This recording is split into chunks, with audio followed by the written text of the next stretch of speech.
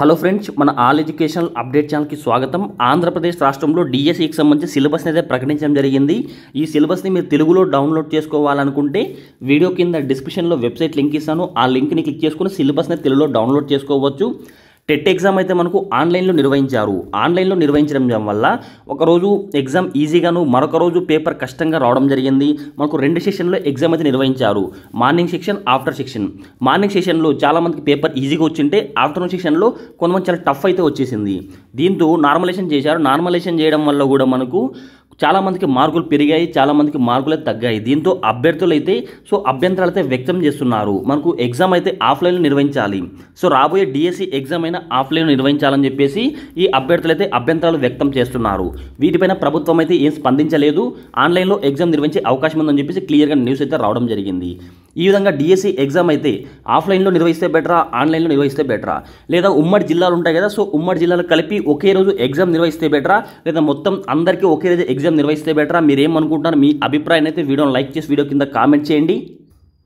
అదేవిధంగా సాక్షి న్యూస్ పేపర్లో అయితే డిఎస్సి సిలబస్తో డీలా అని చెప్పేసి న్యూస్ అయితే పబ్లిష్ అవ్వడం జరిగింది. డిఎస్సి ఎగ్జామ్ సిలబస్ అయితే రిలీజ్ చేశారు కదా. ఈ సిలబస్తో అభ్యర్థులు ఆందోళన చెబుతున్నారు. స్కూల్ అసిస్టెంట్ పరీక్షకు ఎప్పుడూ లేని విధంగా ఇంటర్మీడియట్ వరకు సిలబస్ను ఇవ్వడంతో ఆవేదన వ్యక్తం చేస్తున్నారు. డిఎస్సి అభ్యర్థులు 3 నుంచి 10 తరగతుల సిలబస్ను మాత్రమే చదవాలని చెబుతూనే స్కూల్ అసిస్టెంట్ పరీక్షకు ఇంటర్ సిలబస్ను ఇవ్వడం అభ్యర్థులకు కలవర పెడుతోంది. 2018 డిఎస్సిలను కూడా ఇలాగే చేశారని చెప్పేసి న్యూస్ అయితే పబ్లిష్ అవ్వడం జరిగింది. ఎస్జిటి పోస్టులకైతే 3వ తరగతి నుంచి 8వ తరగతి వరకు, స్కూల్ అసిస్టెంట్ పోస్టులకైతే 6 నుంచి 10వ తరగతి వరకు మాత్రమే సిలబస్ అయితే ప్రకటించాలి. కానీ స్కూల్ అసిస్టెంట్ పోస్టులకైతే ఇంటర్మీడియట్ వరకు సిలబస్ అయితే ప్రకటించడం జరిగింది. ఈ నేపథ్యంలో ఉపాధ్యాయులు బోధించే తరగతులకు మించి సిలబస్ ఇవ్వడంపై డిఎస్సి అభ్యర్థులు, విద్యారంగ నిపుణులు అభ్యంతరం వ్యక్తం చేస్తున్నారు.